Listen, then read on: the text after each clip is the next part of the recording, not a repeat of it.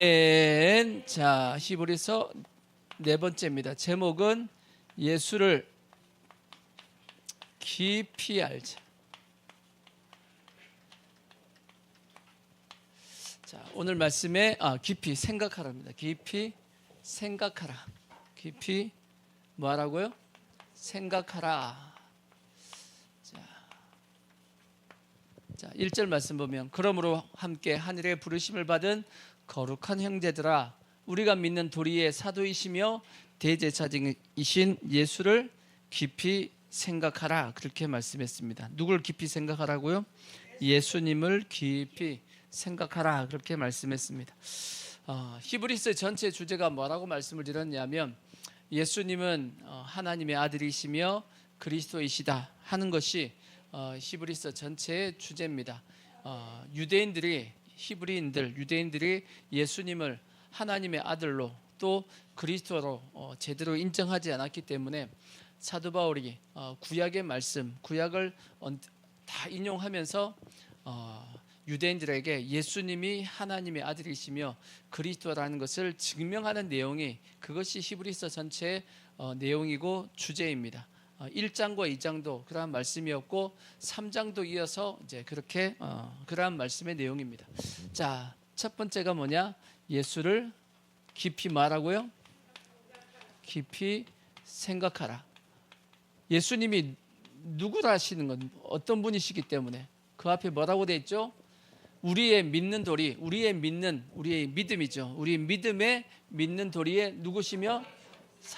사도시며, 그 다음에 대제사장이.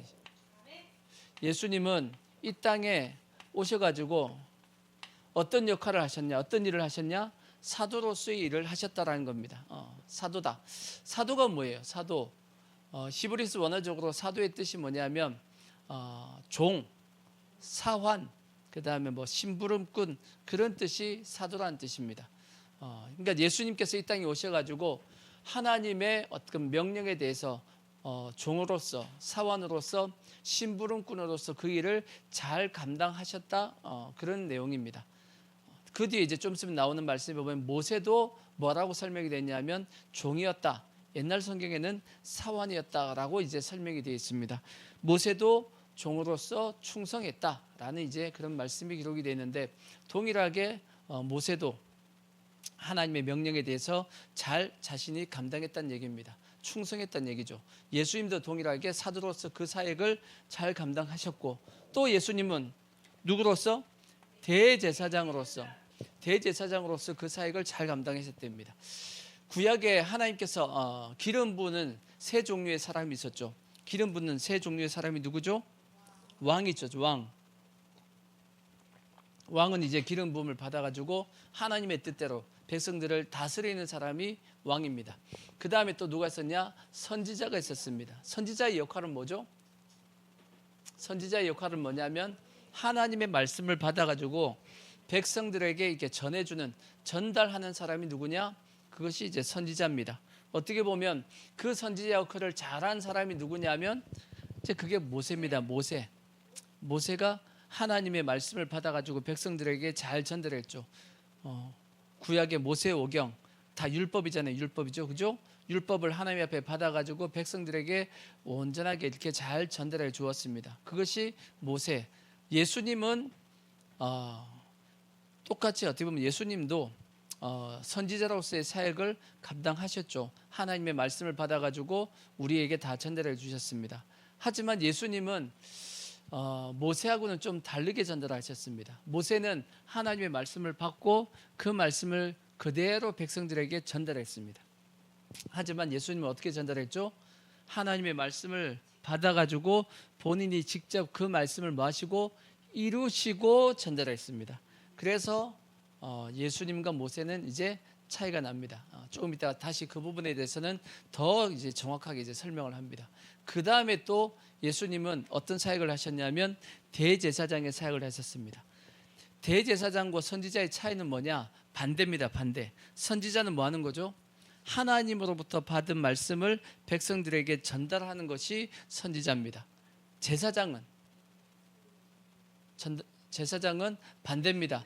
백성들의 어떤 사정을 하나님 앞에 올려드리고, 그리고 백성들의 죄를 하나님 앞에 이게 중보죠, 중보해서 하나님 앞에 올려드려서 대제사장들은 백성들의 그 연약함과 문제들을 해결해주고 죄를 사하게끔 해주는 것, 그 사역을 감당하는 것이 대제사장입니다. 그러니까 예수님은 선지자로서의 사역도 잘 감당하셨지만 어떤 사역을 더 강하게 하셨냐? 대제사장으로서의 사역을 더 강하게 하셨습니다.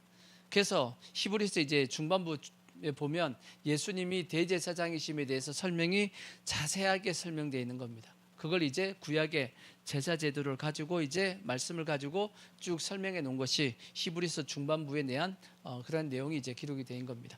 이해가 되시죠? 그래서 예수님은 사도의 역할도 뭐 하시고 잘 감당하셨고, 그리고 대제사장의 역할도 잘 감당하셨습니다. 아멘. 그건 충분히 이해가 되시죠? 그리고 나서 이제 히브리서 3장에 자 2절부터 보시면 두 사람을 이제 비교합니다. 자 3장 2절부터 보시면, 자 그는 자기를 세우신 이에게 신실하시기를 모세가 하나님의 온 집에 한 것과 같이 하셨으니 그는 모세보다 더욱 영광을 받을 만한 것이 마치 집 지은 자가 그 집보다 더욱 존귀함 같으니라. 집마다 지은 이가 있으니 만물을 지으신 이는 하나님이시라. 또한 모세는 장래에 말할 것을 증언하기 위하여 하나님의 온 집에 뭘로써? 종으로서 신실하였고, 그리스도는 하나님의 집을 맡은 물로써? 아들로서 그와 같이 하셨으니 우리가 소망의 확신과 자랑을 끝까지 굳게 잡고 있으면 우리는 그의 집이다. 그렇게 설명이 되어 있는데, 자, 두 번째 설명하고 있는 것이 뭐냐면 예수님과 누구? 모세에 대한 뭘 하죠? 비교를 하고 있습니다. 비교. 자, 비교를 하고 있는데 예수님은 뭘로써? 아들로서 뭐 했고? 충성을 하셨고 온 집에 충성을 했고, 모세는 뭘로써? 종으로서 충성을 했다라고 그렇게 기록이 되는 겁니다. 둘 다 아들의 사명을 받았고, 모세는 종으로서의 사명을 맡았기 때문에 맡은 자에게 구할 것은 충성이라 그래가지고 똑같죠. 예수님도 아들로서 뭐 하셨고? 충성하셨고, 모세는 온 집에 종으로서 충성했다라고 그렇게 말씀을 합니다. 자, 여기서 우리가 이제 한번 생각해 보자고요. 아들의 충성과 종의 충성의 차이가 뭐죠? 아들의 충성과 종의 충성의 차이.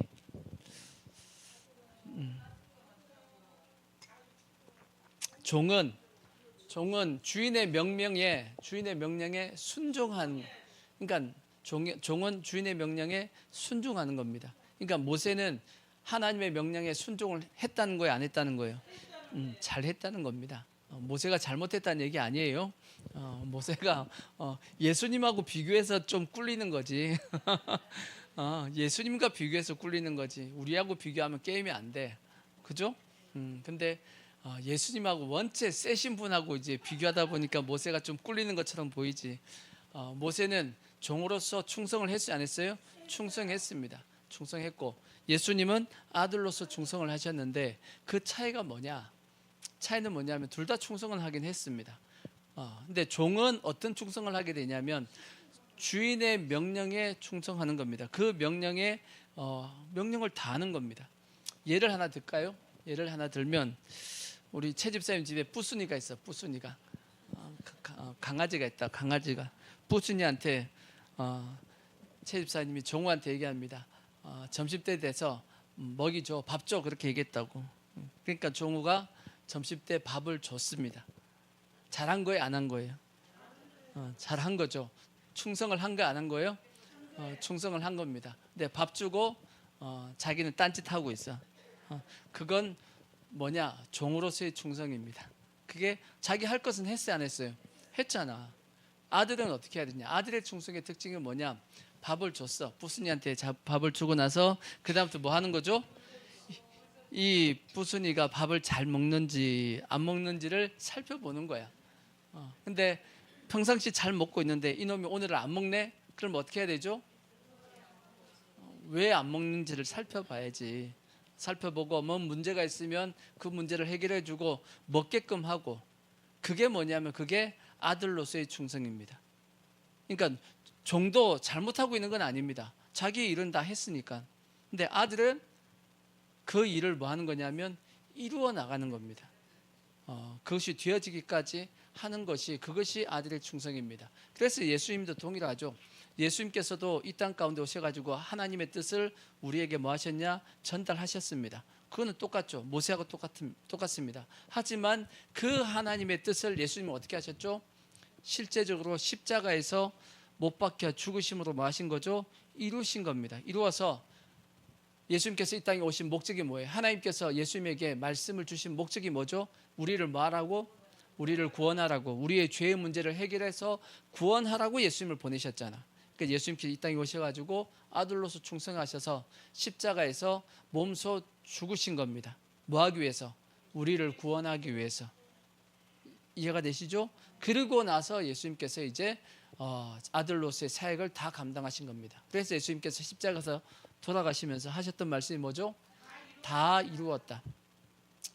뭘 이루었다라는 거예요? 우리를 구원할 수 있는 모든 조건을 다 이루신 겁니다.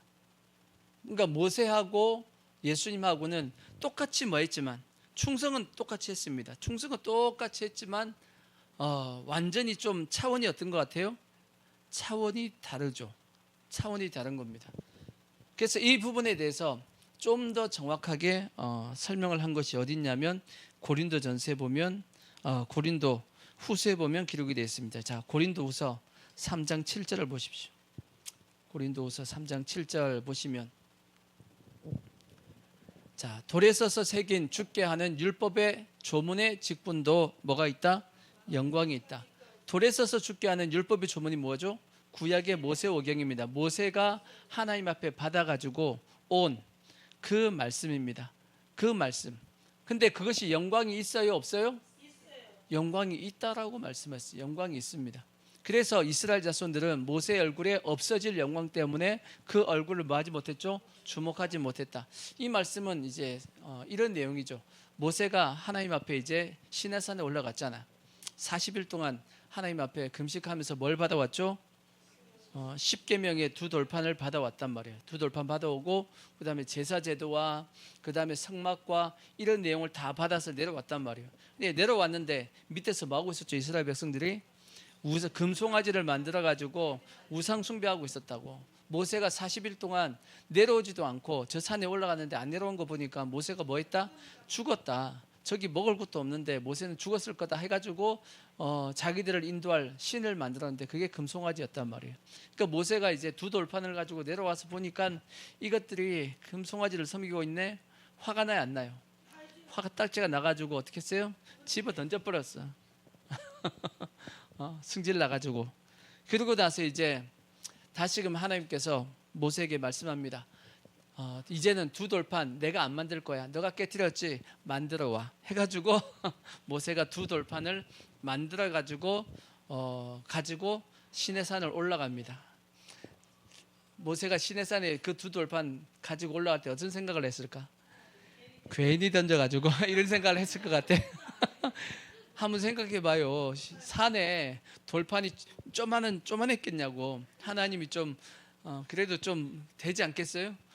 안 무겁겠냐고. 그걸 그 80세가 된 그 어르신이 낑낑대면 되고 올라갔을 거 아니야. 올라가면서 생각했겠지. 에이, 괜히 깨트려가지고 그냥 던지지 말걸. 이런 생각을 했을 거라고.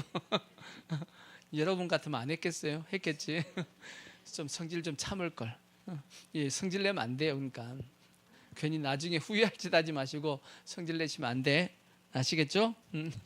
근데 이제 가지고 올라갔더니 하나님께서 금방 빨리 좀 써주시지. 빨리 안 써줘. 또 며칠 동안 40일 동안 또 하나님이 글씨를 천천히 쓰셨어.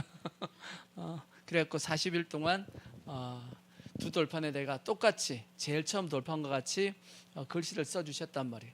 그래서 내려오는데 모세가 하나님하고 같이 이제 얘기했단 말이에요. 얘기하고 40일 동안 같이 있다 보니까 하나님의 그 영광이 모세에게 뭐 한 거죠? 묻었습니다. 묻었어. 얼굴에 영광이 묻은 거야. 그러니까 그 영광이 묻어갖고 얼굴에서 빛이 났단 말이에요. 그러니까 성경에 보면 히브리서 원어에서도 보면 빛 빛하고 영광하고 같은 단어입니다. 빛하고 영광이 같은 단어인데, 그러니까 모세 얼굴에서 빛이 막 났단 말이에요. 빛이 나니까, 그러니까 두 돌판 들고 딱 내려왔단 말이에요. 내려오니까 사람들이 모세한테 오더니 가까이 못 오는 겁니다.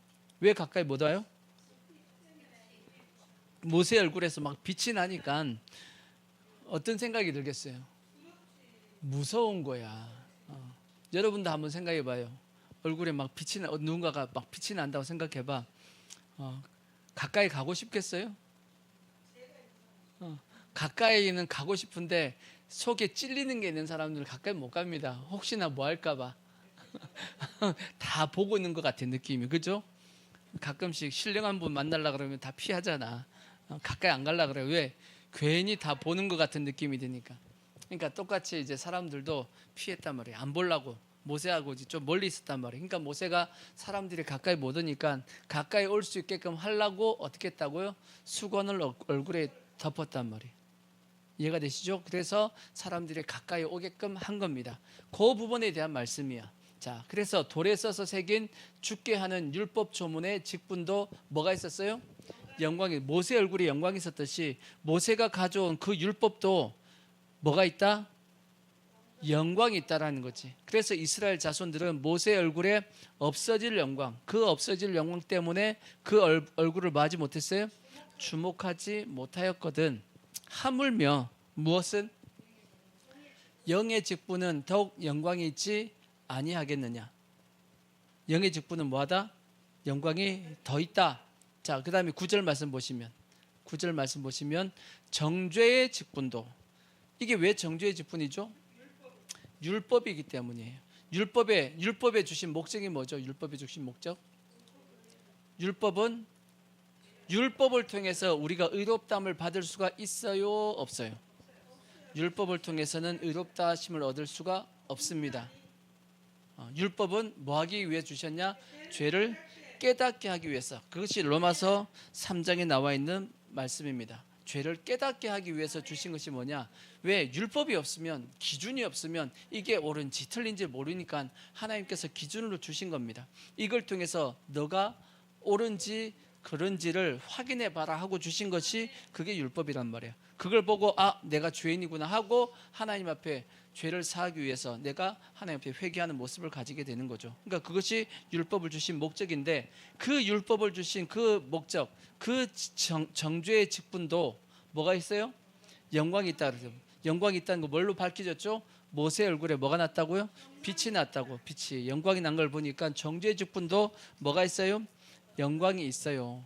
마찬가지로 이걸 이제 다시 아까 히브리서의 말씀으로 가지고 오면, 내가 하나님의 명령에 대해서 종으로서의 어떤 역할을 감당하면 영광이 주어질까 안 주어질까?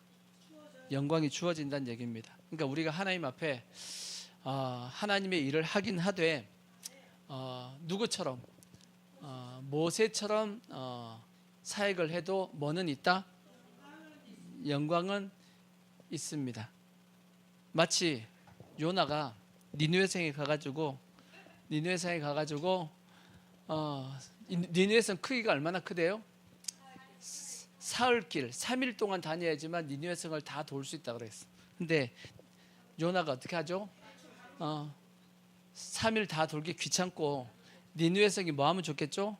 그냥 확 망했으면 좋겠어. 그냥 확 망했으면 좋겠어. 이런 생각이 있다 보니까 거기서 복음을 어떻게 해요? 세게 전하지 않습니다. 대충 뭐 하듯이, 누구 벌초하듯이, 처삼촌 벌초하듯이 대충 뭐 하죠? 복음을 전했단 말이야. 복음을 전했다고.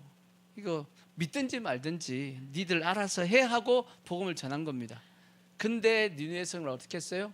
회개하고 난리가 났단 말이에요.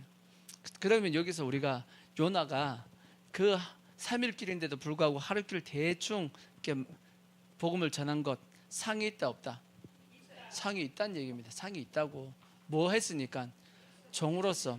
그러니까 종으로서 한 사역도 뭐는 있다? 여러분, 상이 있습니다. 영광이 있습니다. 그러니까 우리가 복음을 전할 때도 예수 믿으세요?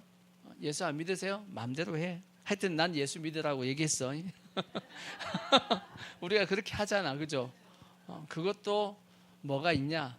그것도 영광은 있습니다. 왜? 뭐는 했으니까 전했기 때문에 전한 것에 대한 상은 반드시 있습니다. 예수님을 전한 것에 대한 상은 있습니다. 뭐처럼 한 거예요? 종으로서의 우리가 충성을 한 겁니다. 근데 그 다음 말씀 보십시오. 정죄의 직분도 영광이 있은즉 의의 직분은 영광이 더욱 넘치리라 그렇게 됐습니다. 의의 직분은 뭐냐? 마치 예수님처럼 아들과 같이 그 사역을 충성한 겁니다. 아들과 같이. 이건 뭐냐? 예수 믿으세요. 그렇게 했다고. 근데 예수를 안 믿는 데네. 그러니까 어떻게 해요? 계속 찾아가는 거야. 예수 믿으셔야 됩니다. 한때 유행했던 고구마 전도하기를 있었죠. 고구마 전도법 있었죠. 그 특징이 뭐죠? 갈 때마다 찔러본다 그랬잖아요. 갈 때마다 찔른다 그랬잖아. 찔르면서 한마디 한다 그랬죠. 예수 믿으세요? 안 믿는다. 그러면 다음에 가가지고 또 찔릅니다. 예수 믿으세요? 안 믿는다. 그러면 뭐 한다 그랬죠? 기도하고 있습니다. 이렇게 계속 충격을 준다고 찔른다고 그렇게 한다고 그랬잖아. 그죠? 그게 고구마 전도법이잖아. 그죠? 뭐 할 때까지? 고구마가 찔렀더니 익을 때까지 익을 때까지 전도하는 것, 그거는 뭐 하는 거냐면 의의 직분으로서 감당하고 있는 겁니다. 그냥 한번 푹 찔렀는데 그분이 그랬죠. 생고구마네 하고 이제 하고 그 다음부터는 안 찔르면 그게 한번 찔러본 거하고 끝났어. 그거는 무엇으로 했다? 종으로서의 직분을 감당한 겁니다. 근데 찔렀는데 생고구마네. 다음에 또 와서 또 찔르는 겁니다. 언제까지? 익을 때까지 찔르는 것은 누구로서? 아들로서 충성한 모습이라고. 그러면 한번 생각해 보자고요. 어느 게 힘들어요? 제가 지난주 이런 말씀드렸죠. 어떤 선생님도 똑같습니다. 두 종류의 선생님이 있어. 그냥 시험 문제지 주고 시험 보자 하고 시험 문제지 주고 딱 다시 시험 보고 난 다음에 다 걷어가지고 채점 딱 한 다음에 1등부터 끝등까지 쭉 그냥 1등 누구 2등 누구, 이거는 쉽습니다. 그죠? 근데 좋은 선생님은 어떻게 하는 거예요? 그 공부 안 하려고 하는 애들을 다 붙잡고 뭐 하는 거죠?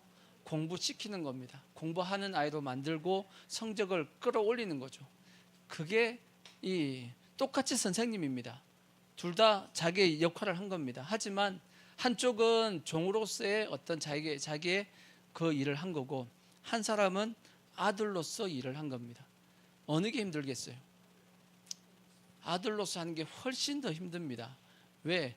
정죄하고 심판하는 것은 쉽습니다, 솔직히.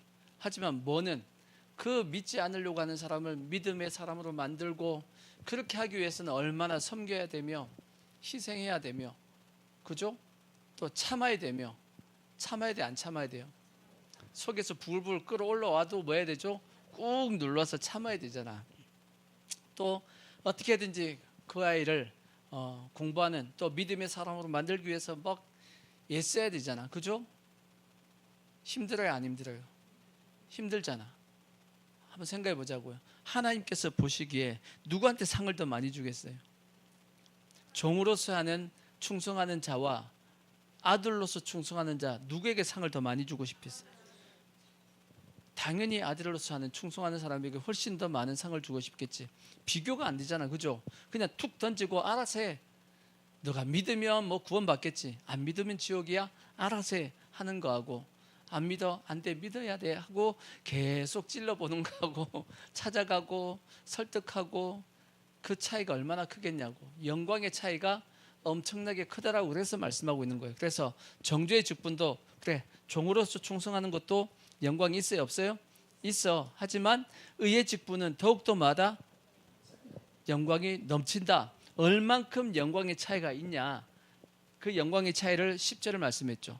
자, 영광되었던 것이, 이 영광되었던 것이, 앞에 나오는 영광되었던 것이가 뭐냐면 종으로서의 충성도 영광이 있다 그랬죠. 그 영광되었던 것이 뭔 영광으로 말미암아? 아들로서의 충성한 그 영광으로 말미암아 이에 뭐가 없다? 이에 영광될 것이 없으나. 자, 이 뭔 뜻이냐면 이런 뜻입니다. 종으로서의 영광, 이것도 있단 말이에요. 있는데 아들로서 충성한 자에게 영광을 하고 이렇게 비교해 봤더니 이것은 이 종으로서의 영광은 보니까 뭐도 아니더라? 영광으로 보이지도 않더라 그 뜻입니다. 그러니까 영광 되어질 것이 없으나라고 되어 있는 거예요. 영광같이 보였다 안 보였다? 영광같이 안 보였다는 얘기예요. 뭔 뜻이에요? 그만큼 영광의 차이가 엄청나게 크다는 뜻입니다. 그래서 없어질 것도 영광으로 말미암았은즉 길이 있을 것은 더욱 영광 가운데 있느니라. 이것은 마치 없어질처럼 없는 것처럼 느껴진다라는 거예요. 그러니까 그러면 우리는 한번 생각해 볼 수 있지. 어떤 충성을 하는 게 낫겠어요? 종으로서 충성하는 게 좋겠어요? 아들로서 충성하는 게 좋겠어요? 우리가 똑같이 충성을 하는데 모세처럼 충성하실래요? 아니면 예수님 아들처럼 충성을 하실래요? 아들처럼 충성하실래요? 훨씬 힘듭니다. 근데 솔직히 종으로서 충성하는 건 크게 어렵지 않습니다. 툭 던지면 끝나지, 그죠? 근데 아들로서 충성하려고 그러면 엄청나게 희생도 필요하고 참는 것도 많이 해야 되고 용서도 해야 되고 끊임없이 또 섬겨야 되고 힘듭니다. 어떤 게 낫다고요? 어떤 거 해야 된다고요? 아들로서 하실래요? 아들로 충성하실래요? 아니면 종으로 충성하실래요? 이제 좀 말이 좀 흐려져. 왜? 성경에 분명히 두 충성을 이렇게 구분하고 있는데 우리가 보기에도 아들의 모습으로 충성한 것이 훨씬 더 많은 영광을 주는 것이 당연하겠죠. 여기 말씀 보니까 야, 이게 영광의 차이가 엄청나게 큰 이유를 알겠다라고 느끼죠.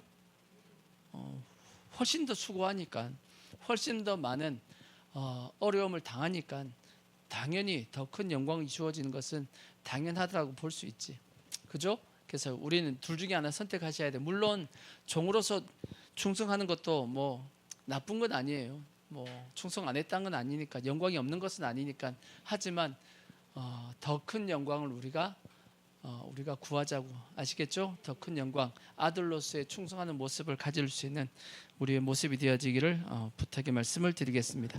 아멘. 자, 세 번째 또 이제 이어서 하신 말씀 뭐냐면 당부의 말씀이에요. 당부의 말씀을 합니다. 자, 히브리서 3장을 보시면, 히브리서 3장 7절 보시면 7절부터 19절까지 읽을 테니까 이 설명이, 이 말씀이 권면 같은지, 권면하는 말씀인지, 당부하는 말씀인지, 아니면 협박이나 위협하는 말씀인지 한번 잘 구분해 보세요. 저게 협박으로 들리나? 아니면 권면처럼 들리나? 당부하는 말씀으로 들리나? 이렇게 한번 잘 읽어보세요. 그러므로 성령이 이르신 바와 같이 오늘 너희가 그의 음성을 듣거든 광야에서 시험하던 날에 거역하던 것 같이 너희 마음을 완고하게 하지 말라.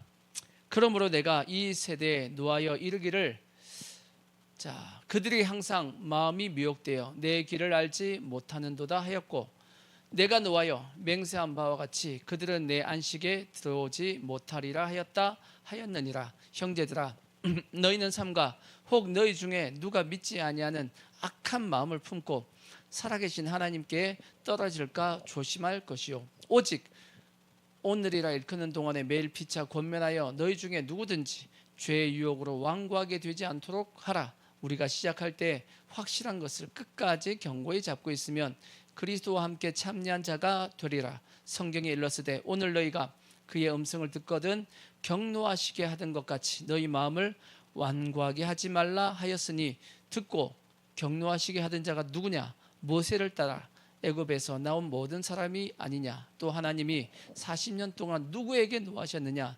그들의 시체가 광야에 엎드러진 범죄한 자들에게가 아니냐? 또 하나님이 누구에게 맹세하사 그의 안식에 들어오지 못하리라 하셨느냐? 곧 순종하지 아니하던 자들에게가 아니냐? 이로보건대 그들이 믿지 아니함으로 능히 들어가지 못한 것이라. 아멘. 자, 여기 말씀이 어느 말씀을 인용했죠? 지금 어느 때의 말씀을 인용했죠? 출애굽기의 말씀, 이스라엘 백성들이 광야에 있던 말씀을 인용한 말씀이에요. 그죠? 이스라엘 백성들이 광야에 있을 때 하나님의 말씀을 잘 순종했어요? 순종 안 했어요? 순종 안 해가지고 광야에서 많은 이스라엘 백성들이 죽었습니다. 실제적으로 20세 이상은 다 가나안 땅에 못 들어갔습니다. 여호수아와 갈렙 외에는 못 들어갔습니다. 왜? 하나님의 말씀에 순종하지 않았고 그들의 마음을 완악하게 했기 때문에 못 들어갔습니다. 자, 그러면 이 말씀이 하나님의 경고처럼 들려요? 아니면 당부처럼 들려요? 경고의 말씀처럼 들려요? 당부하는 말씀처럼 들려요?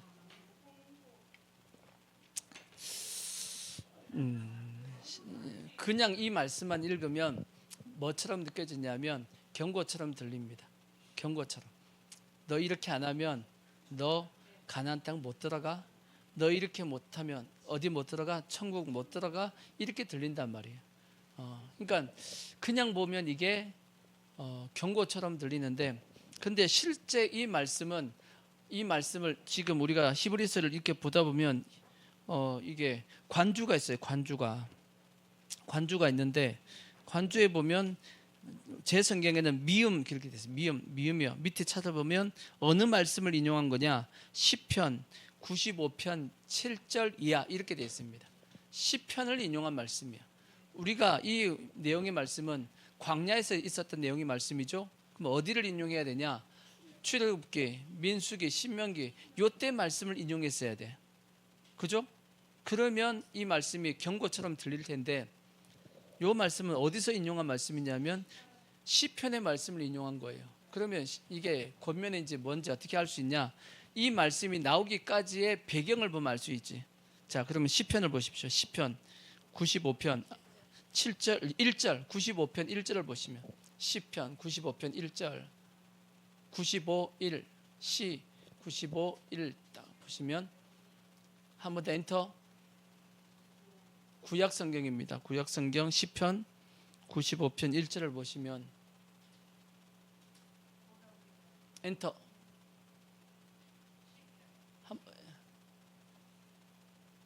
그냥 그대로 엔터. 한 번 더 엔터 쳐.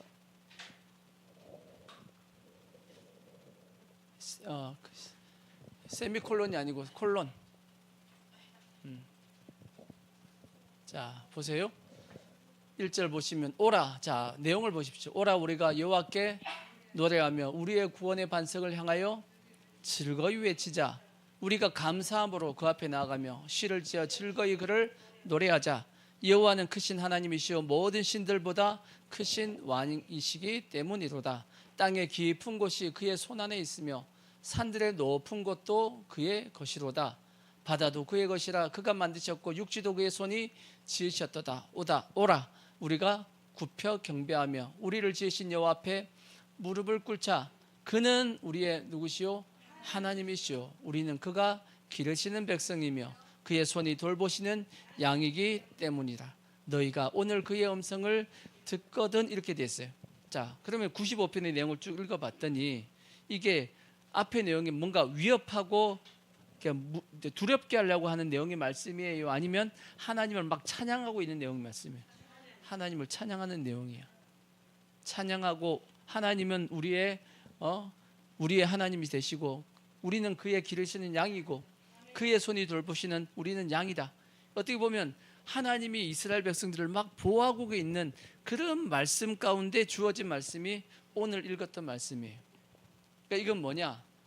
아까 말씀했던 두려움을 주기 위해서 막 위협을 해가지고 우리가 무서워가지고 덜덜덜 떨면서 신앙생활을 해야 되는 그러한 내용의 말씀이 아니고, 너 똑바로 안 하면 너 지옥 가, 이런 말씀이 아니고, 하나님께서 그를 보호하시고 이렇게 해야 돼, 이렇게 해야 되는 거야 하고 당부하고 권면하는 말씀의 내용이라는 겁니다.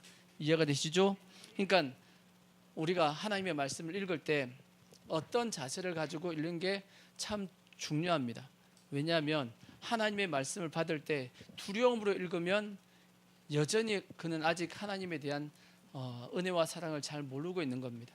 그것이 아니고 하나님의 은혜와 사랑으로서 읽게 되면 마치 여러분 부모님에 대해서, 물론 부모님이 어떤 부모님에 따라서 틀리겠지만 부모님이 두렵고 무섭고 그건 좋은 관계가 아니죠? 좋은 관계인가요? 아니지.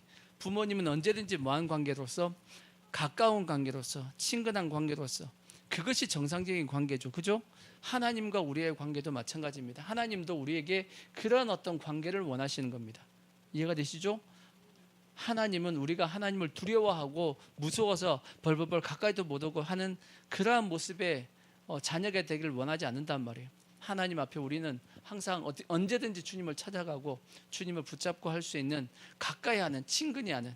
그래서 하나님이 인간을 만드실 때 어떻게 만들었어요? 하나님의 형상과 모양과 만들었단 말이에요. 왜? 하나님이 우리 속에 들어와서 뭐 하려고? 함께 있고 싶어가지고. 두려운데 함께 있고 싶어요? 아니잖아. 그러니까 하나님께서는 그러한 모습으로 우리에게 당부하는 말씀입니다. 그러니까 이스라엘 백성들에게 사도 바울이, 어떻게 보면 히브리 저자인 사도 바울이 두렵게 하려고 지금 현재 이 말씀 쓰는 것이 아니고 그들에게 당부하는 말씀으로 이 말씀을 하고 있는 겁니다. 이해가 되시죠? 그러면 이 지금 현재 어떤 당부를 하고 있냐? 자, 첫 번째 히브리서 다시 본문 말씀 3장 12절 보시면 어떤 당부를 한지 한번 보자고. 3장 12절. 형제들아, 너희는 삼가 혹 너희 중에 누가 믿지 아니하는 악한 마음을 품고 살아계신 하나님께 떨어질까 조심할 것이요 라고 되어 있습니다. 뭘 당부하고 있죠? 뭐 하지 말라?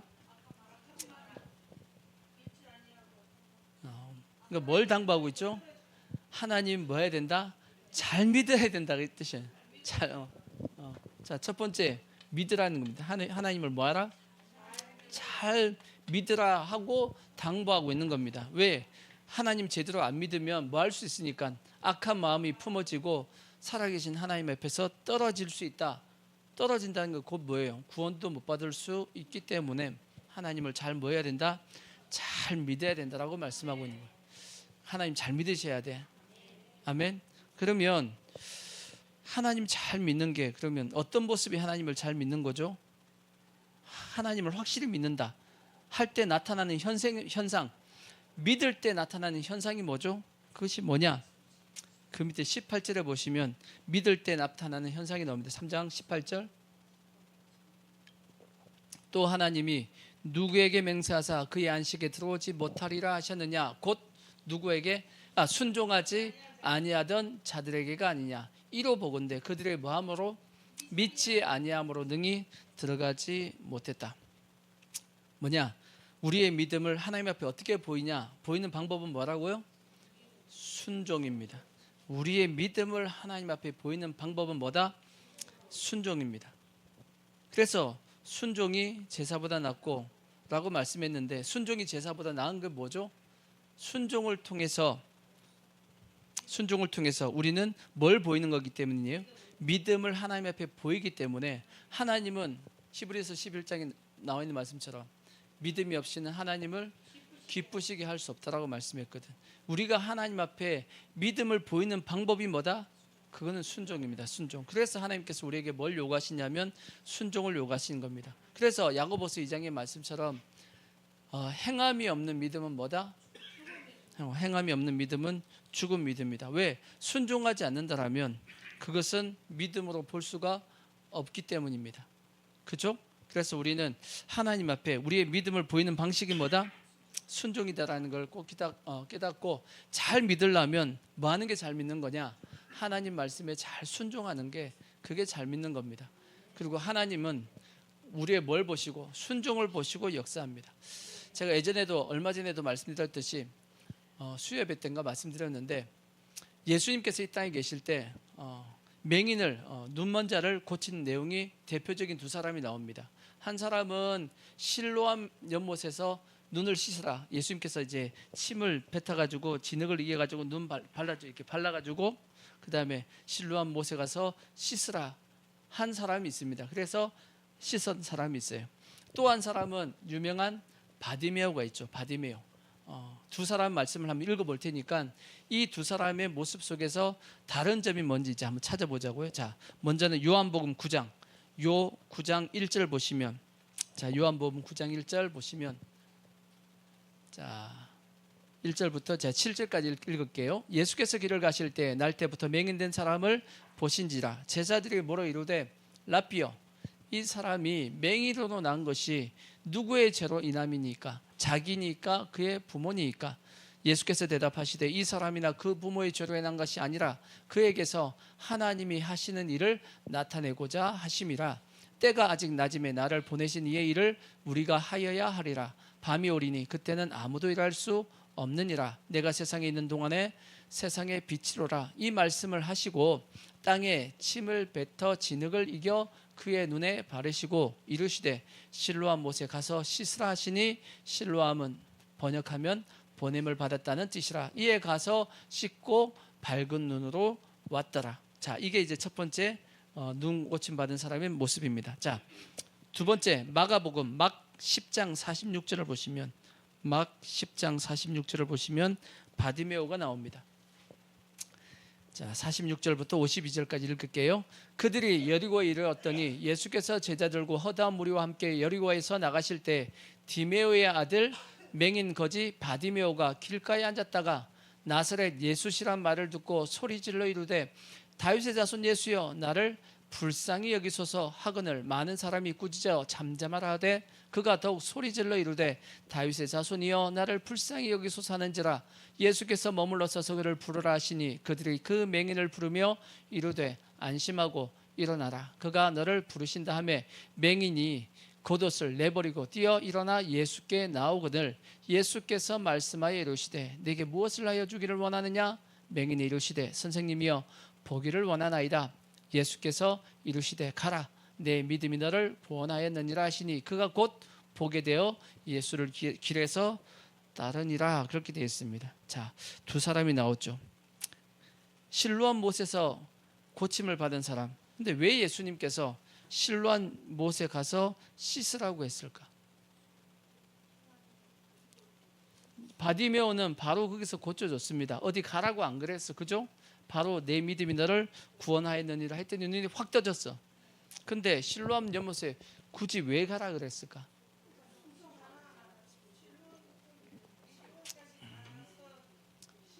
자, 예수님이 병을 고칠 때는 꼭 뭘 보시냐면 믿음을 보십니다. 믿음을 보시고 일단 먼저 예수님께서 그를 긍휼히 여기시고 그 다음에 그의 믿음을 보시고 그 다음에 고치십니다. 근데 이 실로암 연못에 가서 씻은 사람은 무엇이 없었냐면 예수님 앞에 뭘 보인 적이 없죠? 믿음을 보인 적이 없다고. 왜? 길 가다가 제자들이 예수님 앞에 물어봤다고. 그냥 길 가다가 누가 있으니까 눈 멀어가지고 이렇게 구걸하는 사람이 있으니까 제자가 예수님에게 물어봤다고. 예수님, 저 맹인은 평상시 알고 있었던 겁니다. 태어날 때부터 맹인으로 태어났습니다. 누구의 죄 때문입니까? 부모의 죄 때문입니까? 아니면 본인의 자신의 죄 때문입니까? 하고 물어봤다고. 그랬더니 예수님께서 그런 거 아니다라고 이제 말씀하시면서 그 맹인에게 가가지고 이제 침을 이겨가지고 진흙이가 눈 바르고 나서 뭐라고 말씀했어요? 실로암 연못에 가서 씻으라 그런 겁니다. 그랬더니 그 맹인이 어떻게 했겠어요? 실로암 연못에 찾아가야 될 거 아니야, 그죠? 근데 우리 같으면 실로암 연못에 가라 하면 그냥 가면 되잖아. 근데 저 맹인은 어떻게 가야 되죠? 더듬 물어 가야 될 거 아니야, 실로암 연못을. 그래서 거기 가가지고 씻어서 이제 눈고침 받고 온 겁니다. 그 사람이 실로암 연못에 가기까지는 뭐 한 거죠? 말씀에 순종한 겁니다. 그 순종이 뭐 한 거죠? 그의 눈을 뜨게 만든 겁니다. 그 순종을 예수님께서 뭘로 보신 거죠? 그걸 믿음으로 본 겁니다. 바디메오는 이미 예수님 앞에 왔을 때 뭘 보였죠? 믿음을 보였어요. 이제 바디메오가 이제 구걸하고 있는데 막 사람들이 웅성웅성 하니까 이게 뭔 일이냐 물어봤더니 사람들이 예수님이 지나간대. 그랬더니 바디메오가 어떻게 하죠? 막 소리를 지릅니다. 예수여, 다윗의 자손 예수여, 나를 불쌍히 여겨주소서. 막 소리 지른다고 했더니 사람들이 조용히 했더니 어떻게 해요? 더 소리를 막 지릅니다. 그랬더니 예수님께서 길을 가시다가 딱 멈춰 서가지고 제자에게 얘기합니다. 데리고 와라, 오라고 해라 했더니 한 명이 가가지고 예수님이 오라고 합니다. 했더니 그 바디메오가 어떻게 하죠? 겉옷을 벗어 뛰어서 예수님에게 온단 말이에요. 우리 같은 경우는 뛰어가면 쉽습니다, 그죠? 예수님이 어딘지 뭐 보이니까 가잖아. 맹인이 보여 안 보여? 안 보여. 자기가 예전에 아까 들렸던 그 방향을 향해서 맹인이 뛰면 안 됩니다. 왜?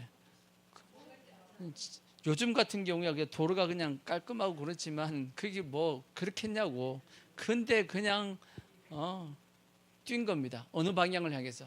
예수님이 있는 방향을 향해서 그냥 안 보이지만 소리 났던 그 방향으로 해서 뛰었다고.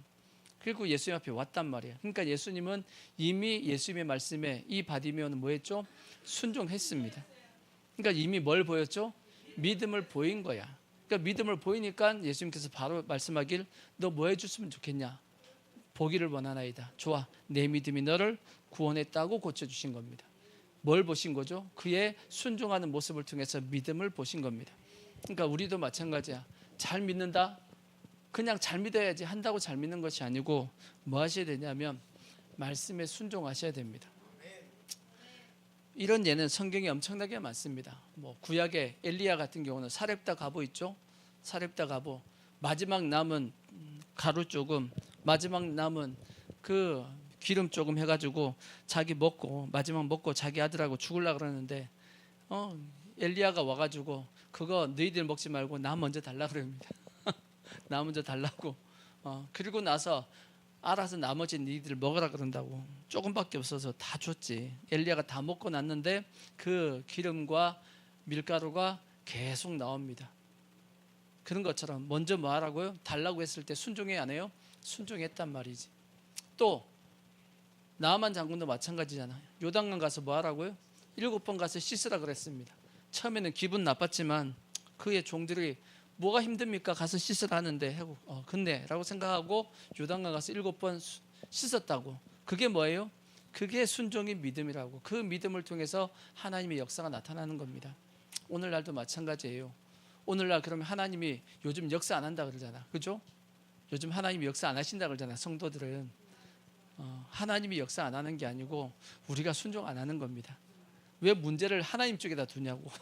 하나님은 문제가 없어. 성경에 뭐라고 말씀했어요? 예수님은 어제나 오늘이나 영원토록 동일하십니다. 똑같아. 단지 누가 변한 거예요? 우리의 믿음이 잘못된 거야. 우리가 하나님의 말씀을 안 믿고 세상 어떤 방식으로 살아가다 보니까 하나님이 역사를 안 하시는 거지.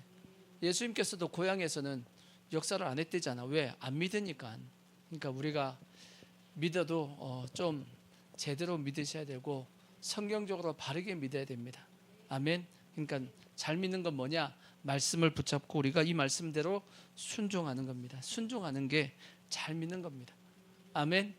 꼭 하나님의 이러한 당부의 말씀을 우리가 잘 들어서 우리가 순종하자고요.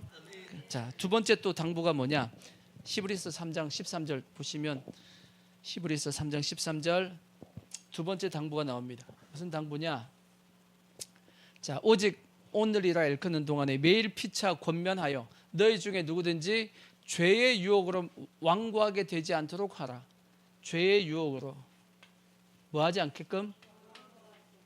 완고가 뭐예요? 내 마음에 고집 생기고 내 마음이 악해지는 것, 그것이 완고한 마음입니다. 완고한 모습이죠. 근데 완고하게 되는 이유가 뭐라고 말씀하죠? 죄의 유혹 때문이다라고 되어 있습니다. 죄의 유혹. 그러니까 죄의 유혹을 자꾸 받다 보면 내 마음이 어떻게 된다고요? 완고하게 됩니다. 다르게 얘기하면 여러분들이 지금 이제 하나님의 말씀이 안 들리고 말씀이 자꾸 이렇게 튕겨져 나가고 하면 그 이유가 뭐냐? 뭐 때문이라고요? 세상에 뭔가 나에게 죄의 유혹을 내가 세상에 받고 있는 겁니다. 그 죄의 유혹이 자꾸 나에게 들어오면 그 나타나는 현상으로서 나타나는 것이 뭐냐면 내 마음이 자꾸 완고해진다라는 거예요. 그러니까 죄의 유혹을 못 이기면 내 마음은 완고해집니다. 그러니까 그때는 어떻게 해야 되냐? 죄의 유혹을 뭐 해야 되죠? 뿌리쳐내야 됩니다. 뿌리쳐내야 되고 그러지 않으면 내 마음이 계속 완고하게 돼서 어느 날부턴가 말씀이 내 심령에 들어오질 않습니다. 계속 튕겨져 나갑니다. 말씀에 대해서 반감만 생기고 말씀에 대해서 거부감만 생기고 그렇게 되어지거든. 그러지 않게끔 여러분들이 스스로 죄의 유혹을 뭐 하셔야 되냐면 떨쳐내야 됩니다. 근데 이러한 모습을 우리는 성경에 뭐라고 되어 있냐면 가시덤불 같은 심령이라고 성경이 되어 있습니다. 자, 마태복음 13장 22절 보시면, 마 13장 22절 보시면, 자 22절 보시면, 22절 자 보시면, 가시떨기에 뿌려졌다는 것은 말씀을 드러나 세상의 염려와 재물의 유혹에 말씀이 막혀 결실하지 못한다고 그랬습니다. 그러니까 완고하게 되는 것은 어떤 심령이다? 가시떨기에 같은 심령이다. 말씀이 떨어졌지만 뭐 때문에? 세상의 염려와 재물의 유혹 때문에 그 말씀이 뭘 하지 못하냐? 열매를 맺지 못하는 심령이 될 수 있으니까 우리는 그렇게 되지 않게끔 우리의 심령을 잘 관리하셔야 된다는 겁니다. 그럼 세상 염려 어떻게 이길 수 있나? 세상 염려 어떻게 이겨야 되죠? 여러분, 세상 염려 어떻게 이기면 될까요? 세상 염려는 여러분, 예수님께서 산상수훈에 말씀했잖아. 무엇을 먹을까? 무엇을 입을까? 무엇을 마실까? 뭐 하지 말라고요? 염려하지 말라고 말씀했습니다. 우리가 세상 어떻게 살아갈까? 이런저런 염려 걱정 하지 말라고 말씀합니다. 세상에 하나님께서 이 세상 만물들도 다 입히고 먹이시는데 하물며 너희 일까 보냐? 하나님께서 뭐 해주시겠다? 지켜주시겠다라는 것, 함께 주겠다라는 거지. 인도해 주겠다라고 하나님께서 뭐 하셨냐면 약속해 주셨어. 그러니까 우리가 뭐 하셔야 되냐면 그 하나님을 믿으셔야 됩니다. 그 믿음을 통해서 뭐 하는 거냐면 우리가 세상의 염려를 이겨야 되는 겁니다. 하나님을 믿으십시오. 그리고 그 방법을 대해서 이렇게 말씀했어요. 먼저 그의 나라와 그의 일을 구하라. 그리하면 이 모든 것은 다 뭐 해주겠다? 내가 더해주겠다 라고 예수님께서 분명히 약속을 하셨으니까 세상 염려에 대해서는 하나님을 여러분 믿으십시오. 지켜주신다고 그랬으니까. 그리고 우리는 먼저 뭐 하시면 된다?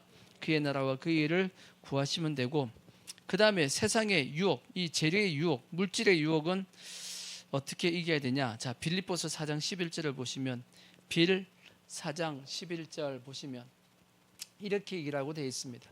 자, 엔터. 빌 4장 11절. 내가 궁핍함으로 말하는 것이 아니니라. 어떠한 형편이든지 나는 뭘 배웠다? 자족하기를 배웠다라고 되어 있습니다. 나는 비천에 처할 줄도 알고 풍부에 처할 줄도 알아. 모든 일 곧 배부름과 배고픔과 풍부와 궁핍에도 처할 줄 아는 일체의 비결을 배웠다. 일체의 비결을 배웠다고 그렇게 되어 있습니다. 사도 바울이 얘기하길 뭐하기 때문에 자족, 자기는 어떠한 상황이라 할지라도 만족하고 산다라고 말씀하고 있는 겁니다. 우리도 이러한 일체의 비결을 좀 배웠으면 좋겠어. 아멘. 근데 일체의 비결을 배우는 거, 이것은 어떻게 배우냐? 어떻게 되냐? 두 가지입니다. 우리가 만족하며 사는 것은 두 가지 모습입니다. 하나는 뭐냐?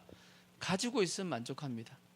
가지고 있으면 체험을 통해서 만족할 수 있어. 내가 이거 가지고 싶은데 라고 생각했더니 가졌어. 그럼 만족해요? 안 만족해요? 만족해요. 그러면 되지. 근데 여기서 조심해야 될 것이 뭐냐? 이러한 체험을 통해서 만족할 때는 절대 뭐 하면 안 되냐면 욕심 부리면 안 됩니다.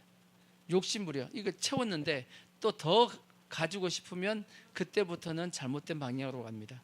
채웠으면 그때부터 뭐 하셔야 되냐? 감사하고 절제해야 됩니다. 만족하고.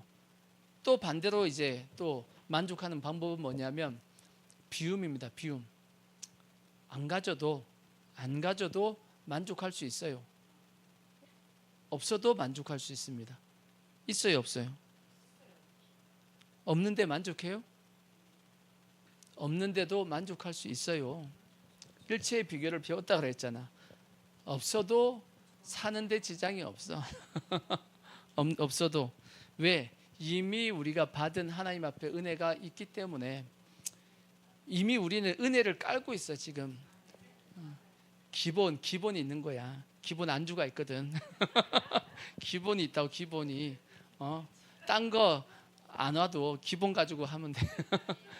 그죠? 우리는 이미 하나님 앞에 구원받은 은혜가 있어요, 없어요? 구원받은 은혜가 있잖아. 그걸로도 세상에 이것저것 채우지 못한다 할지라도 괜찮아 라고 얘기할 수 있는 어떤 만족할 수 있다라는 거죠. 그래서 욥은 그렇게 말씀했잖아요. 내가 태어날 때 적신으로 나왔으니까 뭐 죽을 때도 적신으로 가는데 그게 뭐가 문제냐고. 나는 상관없다라고 이제 고백했듯이 우리도 욥과 같은 어떤 모습으로 만족하며 살 수 있는 겁니다.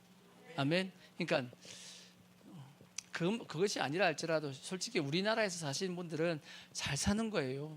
전 세계에서 우리나라처럼 잘 먹고 잘 사는 나라가 극히 없어요. 보통 얘기하잖아요. 전 세계에서 하루 3끼를 다 먹는 사람이 전체 인구의 20-30%밖에 안 된다고. 이 지구 전체 인구에서 3분의 2 정도는 하루에 3끼를 제대로 못 먹습니다. 근데 3분의 1 정도만 하루에 3끼를 먹는데 우리는 하루에 3끼도 또 그중에서도 다이어트 한다고 해. 많이 먹으면 안 된다고 얘기하면서 먹는 사람은 적단 말이에요. 이미 우리는 받은 은혜가 뭐하냐면 차고 넘친 겁니다. 아시겠죠? 절대 없다고 뭐 이렇게 낙심할 것도 아니고 자꾸 뭐 하다 보니까 비교하다 보니까 있는 사람들하고 비교하다 보니까 뭔가 없는 것처럼 느껴지지만 이미 실제 우리는 가진 게 넉넉하고 여러분 내일 먹을 쌀이 없어요? 그러면 교회로 오시면 쌀 드릴게. 그런 사람은 없잖아. 그죠? 근데 전 세계 3분의 2는 쌀이 없어가지고 못 먹을 사람들도 수두룩합니다. 수두룩하다고. 그러니까 우리가 없다고 절대 여러분 그런 마음을 가지시면 안 되고 이미 우리가 받은 은혜가 엄청나게 많습니다. 아멘. 구원받은 것도 마찬가지고 우리 한국에 사시는 분들은 이미. 그리고 이제 마지막 히브리서 3장 14절을 보시면, 자 히브리서 3장 14절 보시면 마지막 또 당부 하나가 더 나옵니다. 우리가 시작할 때 확실한 것을 뭐 하라고요? 끝까지 뭐 하라고요? 견고히 잡으라 하고. 언제적 걸? 시작할 때니까 언제예요 이게? 시작할 때가 언제죠? 예수님 제일 처음 믿었을 때, 예수님 제일 처음 딱 만났을 때 예수님에 대한 믿음을 확 들어왔단 말이에요. 그죠? 그때 우리가 가졌던 그 믿음에 대해서 끝까지 뭐하라고요? 견고히 잡고 있으라는 겁니다. 계시록 2장의 말씀처럼 처음 사랑을 잊어버리지 말라는 것과 뭐 비슷한 말씀이죠. 근데 우리가 예수 믿다 보면 고난도 찾아오고 핍박도 찾아오고 해요 안 해요? 한단 말이에요. 근데 우리 걸다 보면 우리의 믿음이 뭐 하게 되냐면 흔들리는 겁니다. 흔들리지 말라는 겁니다. 아멘. 그래서 금요기도 때도 말씀했죠. 하나님께서 이스라엘 백성들을 인도하실 때 애굽에서 나오게 만드실 때 가나안 땅 가려면 어디로 가야 되죠? 블레셋을 통해서 가야지만 정상적인데 그쪽으로 안 가고 어디를 보냈어요? 홍해를 보냈습니다. 홍해로 보내가지고 홍해를 건너게 하셨고 거기서 하나님께서 하셨던 말씀이 뭐예요? 내가 다시는 누굴 못 보게 하겠다? 애굽 사람을 못 보게 하겠다. 다시는 애굽으로 돌아가지 못하게 하겠다라고 말씀했다고. 근데도 불구하고 이스라엘 백성들은 어떻게 하죠? 문제만 생기면 뭐라고 얘기해줘? 애굽으로 돌아가자고 계속 얘기합니다. 그런 얘기하면 돼? 안 돼요? 교회 다니면서 예수 믿으면서 난 교회 안 갈 거야 얘기하면 돼? 안 돼? 절대 그런 얘기하면 안 돼. 다시 세상 갈 거야 라고 얘기하면 돼? 안 돼요? 안 된단 말이에요. 그래서 뭐 하지 말라고 말씀하고 있냐면 시작할 때 가졌던 그 믿음을 끝까지 뭐 하라고요? 견고히 여러분 가지셔야 됩니다. 아멘. 그러니까 좀 힘들고 어려운 일이 있었다 할지라도 우리의 믿음이 뭐 하지 말자? 흔들리지 말자고요. 힘들고 어려운 일이 있으면 뭘 생각하셔야 되냐면 우리의 믿음이 흔들린다. 어떤 생각을 하셔야 되냐? 예수님을 오늘 말씀처럼 뭐 하시라고요? 깊이 생각해 보셔야 돼. 예수님께서 우리 구원하려고 어떻게 행하셨냐고. 하나님 보좌에서 거기서 계셨던 예수님이 우리를 구원하기 위해서 여인의 뱃속에 들어왔습니다. 그죠? 여인의 뱃속에서 몇 달 계셨어요? 10달 계셨다고. 그리고 이 땅에 태어나셔가지고 예수님께 편하게 사셨어요? 왕궁에 태어나셨냐고. 아니잖아. 어디에 태어나셨어요? 가난한 그 요셉과 마리아의 집에 태어났단 말이에요. 요셉의 직업이 뭐죠? 목수입니다. 목수. 그 당시에 목수는 천한 직업이라고. 예수님께서 가지신 직업이 좋은 직업이 아니었어요. 천한 직업이었어. 근데 그 아버지 요셉은 또 일찍 죽어버렸네. 근데 일찍 죽었는데 요셉이 또 마리아를 통해서 자식은 또 엄청나게 낳네. 또 보니까 동생이, 남자 동생은 3명, 여자 동생은 2명 이상, 예수님 밑에 동생들이 5명 이상이 있어. 근데 아버지가 일찍 돌아가셨네. 그러면 어떻게 해야 돼? 예수님 애들 먹여 살려야 될 거 아니야. 그때 당시 여자들은 일을 할 수 없으니까 엄마뿐 아니라 자녀들 다, 동생들 다 먹여 살리기 위해서 예수님께서 사역하기 전까지 열심히 뭐 하신 거예요? 목수일을 하신 거야. 열심히 목수를 해가지고 먹여 살렸다고. 그 무거운 짐을 예수님이 다 지셨다라는 얘기지. 그리고 나서 예수님께서 이제 사역을 하셨습니다. 편안하게 살았어요. 사역도 예수님이 편하게 사역하셨냐고. 머리 둘 곳이 없다 그랬어. 광야에서 주무시고 예수님 이곳저곳. 제가 말씀했잖아요. 예수님께서 돌아가시기 전에 어디서 기도하셨죠? 겟세마네 동산에서 기도하셨잖아. 왜 겟세마네 동산에 왜 가셨어요? 그게 기도하러 가셨어요? 아니에요. 겟세마네 동산은 주무시는 곳입니다. 예수님이 주무시는 곳이라고. 그러니까 누구도 알고 있었죠? 가룟 유다도 알고 있는 겁니다. 예수님께서는 저녁에 주무시기 위해서 어디로 간다? 호텔로 가시는 것이 아니고 겟세마네 동산에 가서 주무시는 거야. 그게 굴도 있고. 거기서 이해가 되시죠? 예수님께서 편하게 이 땅 가운데 사신 것이 아니란 말이에요. 그리고 예수님께서 돌아가실 때 그 누구보다도 비참하게 그 당시 가장 힘들고 어렵고 고통스럽다고 하는 십자가의 죽음으로 돌아가셨습니다. 그것도 예수님은 다른 죄수는 그냥 십자가에 못 박았지. 예수님은 밤새 채찍을 맞고 피 흘리셨고, 그리고 그 십자가를 지고 골고다 언덕까지 올라가셨다고. 이런 걸 다 생각해 봐봐. 이런 걸 생각하면 내가 당하는 이 땅의 고통과 고난과 예수님이 당하셨던 고난과 비교해 보면 게임이 돼요, 안 돼요? 게임이 안 된다고. 이런 걸 생각하면 우리의 믿음이 흔들릴 수 있냐는 거지. 흔들릴 수 있어요, 없어요? 흔들리면 안 돼. 그거는 예수님에 대한 우리가 예의가 아니야. 그래요, 안 그래요? 우리가 제일 처음에 예수님 믿을 때 이런 생각을 하고 예수님께서 날 위해서 저렇게 피 흘려 주셨구나 하고 우리가 예수님 믿었잖아. 눈물 흘렸어요, 안 흘렸어요? 십자가 보면서 눈물 안 흘렸어요? 침 좀 바르지, 이렇게 그렇게 예수를 믿었다라면 이제는 우리의 믿음이 뭐 해서는 안 되냐면 흔들려서는 안 되겠지. 아멘. 우리가 예수님을 우리가 깊이 생각해가지고 어떠한 고난과 어려움이 있다 할지라도 우리의 믿음이 흔들리지 말길 바라고. 아멘. 그리고 예수님을 늘 이렇게 깊이 생각함을 통해서 더욱더 믿음 가운데 견고하게 설 수 있는 우리 모든 성도들 꼭 되어지기를 부탁의 말씀을 드리겠습니다. 아멘. 자, 우리 찬송하고 우리 기도하겠습니다.